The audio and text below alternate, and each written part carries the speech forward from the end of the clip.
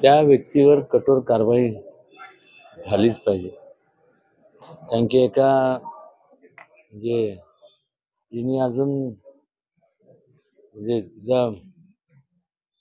तिच्या जीवनाला सुरुवात केली पण नव्हती. अशा लहान मुलीचा जर अशी अशी म्हणजे अशी निर्गुण हत्या होत असेल तर त्याच्या कडक कारवाई तर केली पाहिजे. आणि जो कोण असेल मी माझ्या परीने माहिती काढणार आहे. आणि कुठल्याही वकिलांनी त्याचं वकीलपत्र घेऊ नये. आणि ज्यांना त्या भागातल्या लोकांना मगाशी आम्ही तिथे भेट दिली, माझ्या तिथले असणारे जे काही मित्रमंडळी आहेत त्यांना सुद्धा मी सांगितलं की मला आपण सांगा जर काय असेल काय काय कोणी काय, कारण की मी तर नव्हतो. निश्चितपणे असंही नाही की घरातले लोक जरी राहण्यात गेले असले तरी आजूबाजूचे शेजारचे जर तिथं असतील, मला ते सांगण्यात आलं की त्या 2-3 घरं सोडून कोण व्यक्ती मला माहीत नाही, नाव घेण्यात आलं की हा अगोदर सुद्धा असा अनुचित प्रकार त्याच्याकडनं घडला.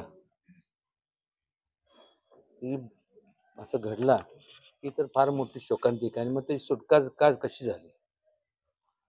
शासनाने आणि पोलीस यंत्रणेने सखोल चौकशी करावी. आणि एवढंच. आणि त्यावेळेस सुटका कशी झाली आणि सोडलं कोणी, कुठले ऑफिसर्स होते, त्यांच्यावर कारवाई करण्यात यावी. त्यावेळेस कोणाच्या सांगण्यावरनं सोडलं गेलं, कोणीही असू दे, त्यांच्यावर सुद्धा कारवाई करण्यात यावी. आणि आता पुन्हा त्याच गावात त्याच व्यक्तीकडनं तर अशी घटना घडत असेल म्हणजे अशा लोकांना पुरावा असेल तर माझं तर म्हणणं आहे की अशा लोकांना तर गोळ्या घालून सगळ्यांसमोर किंवा जनतेच्या ताब्यात द्यावं. जनतेने निर्णय घेतली, ठेचून मारलं पाहिजे.